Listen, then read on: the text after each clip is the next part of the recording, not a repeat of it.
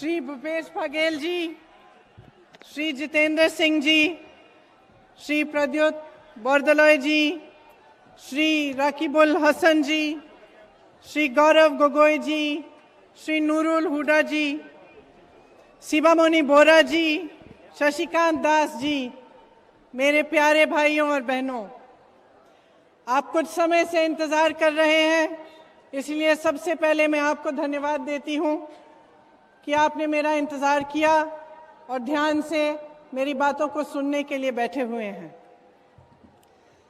ये धरती पवित्र धरती है, महापुरुष श्रीमंत शंकरदेव जी की धरती है। मैं अभी मेरा सौभाग्य रहा कि मैं अभी उनके जन्म स्थान पर गई और वहां पे उन्हें श्रद्धांजलि मैंने दी। देखिए, अगर बाहर से कोई आता है, मेरे जैसे दिल्ली से, किसी और प्रदेश से अखम आता है, तो असम को समझने के लिए बहुत जरूरी होता है कि हम श्रीमंत शंकरदेव जी जैसे महापुरुषों की वाणी समझें, उनका जो संदेश था उसे समझें, क्योंकि उसी संदेश पर असम की संस्कृति आधारित है, उसी संदेश पर ये प्रदेश बना है और ये समाज बना है। तो जब मैं देखती हूं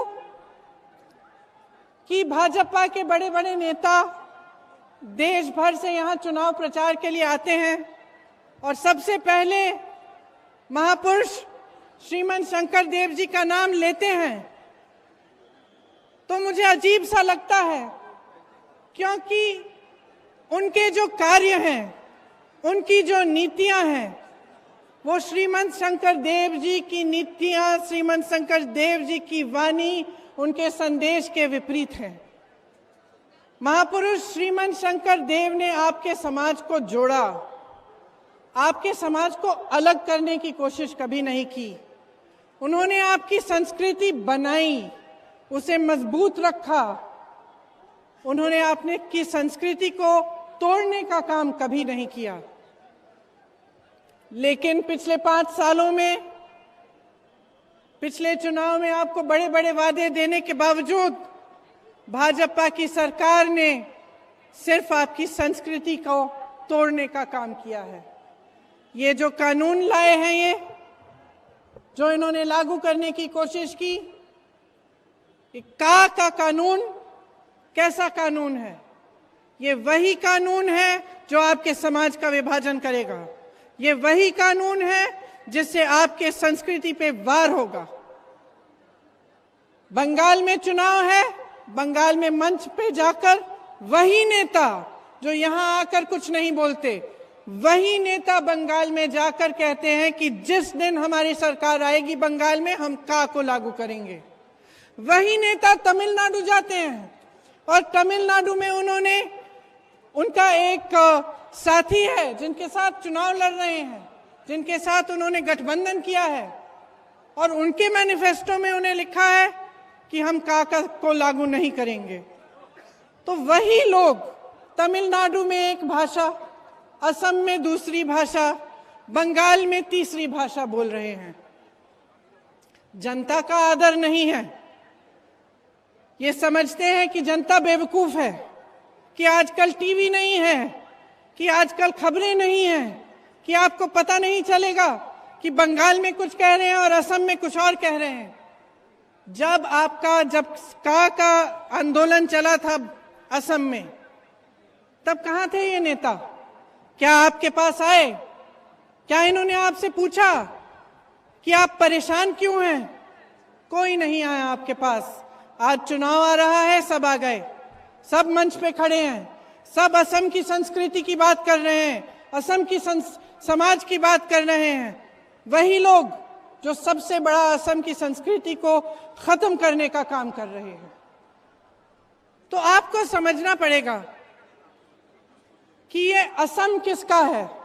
बताइए किसका है? सुनाई नहीं दिया, जोर से कहिए, किसका है ये असम?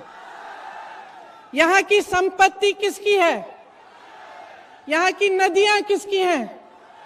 यहाँ के जंगल किसके हैं? यहाँ के उद्योग किसके हैं? आपके हैं। ये आपकी संपत्ति है। ये समाज, ये संस्कृति आपकी है। बाहर से कोई भी आए, किसी भी पार्टी का हो, वो इस संस्कृति को नहीं बचाएगा जितना आप बचाएंगे। आप इस संस्कृति को बचाएंगे क्योंकि इस समाज को इस संस्कृति के आधार पर बनाया गया है और बनाने वाले आप हैं। तो जब आपके सामने ऐसे नेता आते हैं जो आपसे झूठ बोलते हैं, उनका कहना कुछ है, उनका करना कुछ और है, तो आप उनको पहचानिए, क्योंकि इस असम को बचाने की जिम्मेदारी आपकी है। आज असम में क्या हो रहा है? जो पूरे देश में भाजपा कर रही है, असम में भी कर रही है। जितनी भी आपकी संपत्ति है, सब इनके बड़े बड़े खरबपति मित्रों को बेची जा रही है। कल मैं ओएनजीसी में थी, ऊपर लिखा था ONGC Assam asset. Assam asset, Assam की संपत्ति, उसको बेचने की साजिश आज चल रही है, बीजेपी कर रही है। रिफाइनरीज को बेचने की बात हो रही है। आपका सबसे बड़ा एयरपोर्ट जो आपकी संपत्ति है, जो आपने बनाया है, सरकारी पैसों से बनाया है, वो बिक चुका है इनके खरबपति मित्रों को। जो आपकी ऑयल फील्ड्स हैं, उनको बेचने की साजिश है। जो जो आपका है, सब बेचना चाहते हैं। यहां तक कि यहाँ के चिड़ियाघर के जानवर भी ये अपने बड़े बड़े खरबपति मित्रों के बेटों के चिड़ियाघर में भेज रहे हैं। यहाँ से 2 ब्लैक पैंथर भेजे गए हैं। किस लिए? किसके थे? ये दिखाता है कि ये सोचते हैं कि सब कुछ उनकी जागीर है, किसी को भी बेच डालें। लेकिन ये किसी की जागीर नहीं है, ये प्रदेश आपका है। जो यहाँ सामने मेरी बहनें बैठी हैं, मेरे भाई बैठे हैं, आपका है। कांग्रेस आज आपके सामने खड़ी है, आपने कांग्रेस को परखा। ये लोग कांग्रेस का अपमान करते हैं, तरह तरह की बातें करते हैं, कहते हैं कि कांग्रेस ने असम को अपमानित किया, कि कांग्रेस की सरकारों ने असम को कमजोर बनाया। कांग्रेस ने आपको कैसी सरकारें दी? हितेश्वर साइकिया जी की सरकार दी, तरुण गोगोई जी की सरकार दी।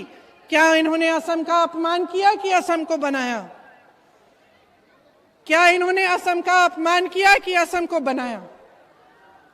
इन्होंने असम को विकसित किया। तरुण गोगोई जी के समय में आप अखबार खोलते थे, आपको रोजगार के इश्तिहार दिखते थे। आज आपको कहा गया कि आपको 25 लाख रोजगार दिए जाएंगे। 5 लाख रोजगार भी नहीं दिए होंगे इन्होंने।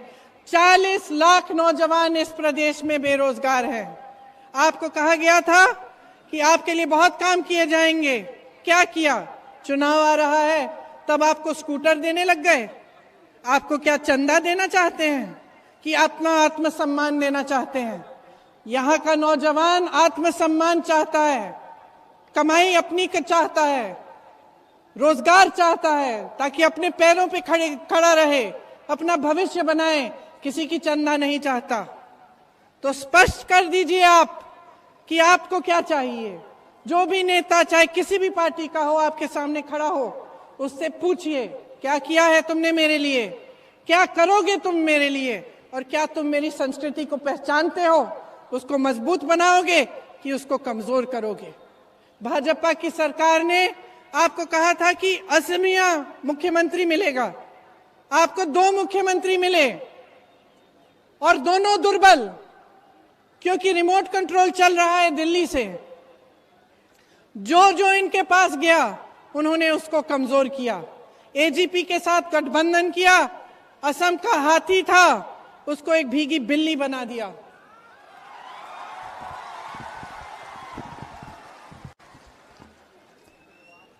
जो जो इनका समर्थन करता है उसे कमजोर करते हैं, क्योंकि इनकी एक ही विचारधारा है। और इनकी विचारधारा सिर्फ एक चीज कहती है कि किस तरह से भाजपा सत्ता में रहेगी, और उस सत्ता को रखने के लिए, उस सत्ता से चिपकने के लिए कुछ भी करेंगे। आज इनसे समझौता, कल किसी और से समझौता। यहाँ पे कहा कि एक विरोध में बंगाल में का लागू करेंगे, तमिलनाडु में क्या लागू करेंगे, उल्टी सीधी बातें करते हैं। आपको वही सुनाएंगे जो आप सुनना चाहते हैं, क्योंकि वो सत्ता में रहना चाहते हैं। लेकिन सच्चाई आपको सुनानी पड़ेगी। आपको इनसे कहना पड़ेगा कि जो आपकी सच्चाई है वो दुखद है। आपको इनको समझ आना चाहिए कि 5 सालों में जब आपको वादे करके इन्होंने एक करके वादा तोड़ा है, तो उनको इसकी सजा भुगतनी पड़ेगी, क्योंकि 5 साल गुजर गए हैं और जो इन्होंने कहा था कुछ नहीं किया। कांग्रेस की सरकार ने पहले आपके लिए काम किया। आज हम आपके सामने आए हैं तो हम कह रहे हैं आपको कि हम आपके लिए 5 गारंटी लेके आए हैं। ये 5 गारंटी क्या है? ये खोखले वादे नहीं हैं। यहाँ खड़े होकर आपके सामने हम भी कह सकते थे कि हम 25 लाख नौकरियां देंगे और कुछ नहीं करते, लेकिन हम ऐसा नहीं कहेंगे। हम कह रहे हैं कि हम 5 लाख नौकरियां देंगे, हम 5 लाख रोजगार देंगे, क्योंकि हम जानते हैं कि हम 5 लाख रोजगार दे सकते हैं। ये हमारी क्षमता है। हम आज अपनी बहनों से कह रहे हैं कि आज तक किसी सरकार ने आपको पहचाना नहीं है। आप घर में काम करती हैं, कोई घंटे नहीं होते, 8 घंटे की नौकरी नहीं है ये। जो गृहस्थ औरत है वो जानती है कि वो सुबह उठकर जब तक उसको नींद नहीं आती, जब तक वो रात नहीं होती, जब तक सब उनके परिवार में सुखी नहीं होते, शांत नहीं होते, तब तक वो रुकती नहीं है। सुबह उठ के खाना परोसना, बच्चों की परवरिश करना, परिवार के एक सदस्य को खुश रखना, ये महिला का काम होता है। और चाहे वो महिला बाहर जाने के काम करे, चाहे वो चाय के बगानों में काम करे, चाहे किसी उद्योग में काम करे, चाहे बड़ी सी बड़ी उद्योगपति खुद ना हो, फिर भी समाज का बोझ वही उठाती है, फिर भी अपने परिवार का देखभाल वही करती है, फिर भी कोई बीमार हो वो देखभाल करेगी, किसी को खाना चाहिए वह सुविधा करेगी। इसीलिए बहुत दुख की बात है कि आज तक गृहस्थ महिला को किसी सरकार ने नहीं पहचाना। इसीलिए कांग्रेस पार्टी ने इस बार कहा है कि हम पहचानते हैं कि आप घर पे रहते हुए भी कितनी मेहनत करती हैं, और हम चाहते हैं कि इस मेहनत का आपको भी फल मिले, आपको कुछ सहारा मिले। तो कांग्रेस पार्टी ने यह निर्णय लिया है कि हर गृहस्थ महिला को 2000 रुपए हर महीने डायरेक्ट ट्रांसफर उनके खाते में दिया जाएगा। तो ये दूसरी गारंटी है हमारी। हमारी तीसरी गारंटी क्या है? तीसरी गारंटी ये है कि चाय के बगानों में जो श्रमिक काम करते हैं उनको आज तक जो दिहाड़ी मिल रही है, हम जानते हैं कि काफी नहीं है। मैं चाय के बगान की कुछ श्रमिकों से मिली, मेरी बहनें हैं वो, उनसे मिलकर मुझे दुख हुआ, क्योंकि उन्होंने मुझे बताया कि सुबह से शाम तक काम करती हैं, अपनी उंगलियों पे जो छाले थे वो दिखाए, और मुझे दुख हुआ उनकी बातों को सुन के। तो इस बात की मुझे बहुत खुशी है कि कांग्रेस पार्टी ने यह तय किया है कि आपको 365 रुपए दिहाड़ी चाय के बगान में काम करने वाले श्रमिकों को मिलेगी। आपने सुना होगा कि भाजपा ने भी एक ऐसा वादा किया था, कहा था कि 350 रुपए आपका वेतन होगा, लेकिन उन्होंने एक बहुत बड़ी चालाकी की। ऐसी घोषणा करने के बाद जो बड़े बड़े चाय के बगान के उद्योगपति हैं उनसे कहा आप अदालत में चली जाइए, अदालत में इसको रुकवा दीजिए, और रुकवा दिया, ताकि फिर वो पब्लिक को बोले कि हम क्या करें, ये तो मामला अदालत में चले गया है, हम बढ़ा नहीं सकते।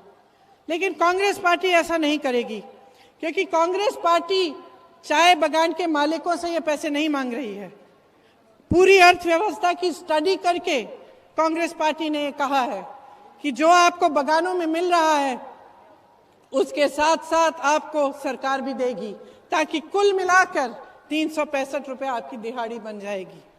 इसी तरह से कांग्रेस ने चौथी गारंटी ये कही है कि जैसी कांग्रेस की सरकार आएगी तो आपको 200 यूनिट बिजली मुफ्त मिलेगी।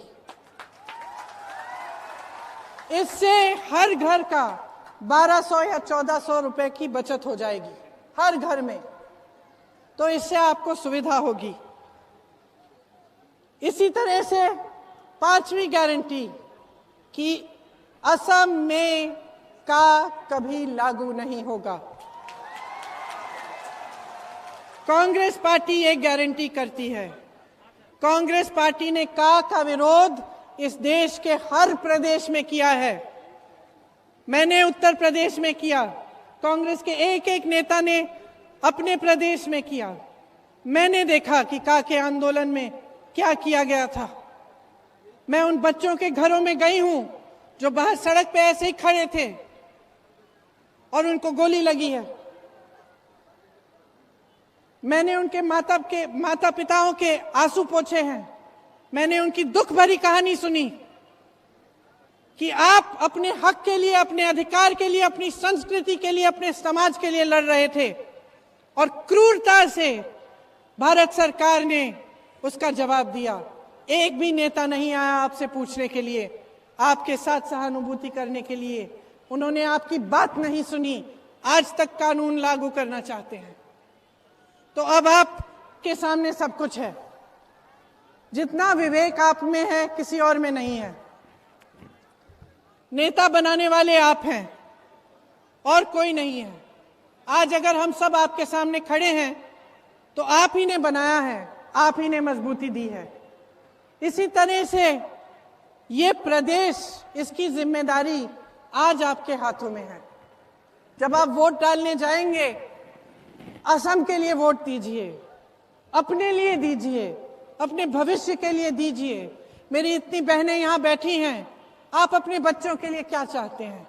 मैं भी माँ हूं, मैं जानती हूं हम क्या चाहते हैं। अपने बच्चों की खुशियां चाहते हैं, अपने बच्चों के भविष्य को मजबूत बनाना चाहते हैं। जब हम मेहनत करते हैं, हम चाहते हैं कि हमारे बच्चे आगे बढ़ें। जो परेशानियां हमने सही हैं, हम नहीं चाहते कि हमारे बच्चे उन्हीं परेशानियों से गुजरें। इसीलिए माँ का जो है सबसे बड़ा सपना यही होता है कि अपना बच्चा खुश रहे, खुशहाल रहे। तो जब आप वोट डालने जाएंगे, अपने बच्चों के लिए ये वोट दीजिए, उनके भविष्य के लिए ये वोट दीजिए। जो आपकी संपत्ति बेचना चाहते हैं उनको मत दीजिए। ये बहुत बड़ी गलती है, आप उसको दोबारा मत दोहराइए। एक बार आपने कर ली, आपने परख लिया, आपने देखा क्या हुआ। अब चुनाव दोबारा आ रहा है। सोच समझ के, जागरूक बन के अपना वोट दीजिएगा। अपने असम को मजबूत बनाइए, अपनी संपत्ति को अपने पास रखिए, उसकी रखवाली करिए और अपने समाज, अपनी संस्कृति को इन लोगों से बचाइए। आज दो आपके मुख्यमंत्री हैं, इनकी बड़ी बड़ी बातों में मत पड़िए कि दो इंजन की सरकार मिलेगी आपको। ये एक इंजन कहां से चलेगा, दूसरा इंजन कहां से चलेगा, कुछ नहीं मालूम। खुद पार्टी विभाजित है। आपको स्थिरता चाहिए, आपको एक मजबूत असमिया सरकार चाहिए, आपको विकास चाहिए, तो कांग्रेस पार्टी को जिताइए। ये जो 5 गारंटी हैं, इनको मन में रखिए। मैं आप सबको एक बार फिर बहुत बहुत धन्यवाद देना चाहती हूं। आप सब ने मेरी बातें सुनी, अपने मन में जरूर रखिएगा। और हमारे जितने भी उम्मीदवार हैं, आ जाइए सामने, आ जाइए। ये मेरी गारंटी है कि आपके लिए जी जान से काम करेंगे, निष्ठा से आपके लिए समर्पित होंगे, दिन रात आपके लिए, आपके कंधे से कंधा मिलाकर काम करेंगे। बहुत बहुत धन्यवाद।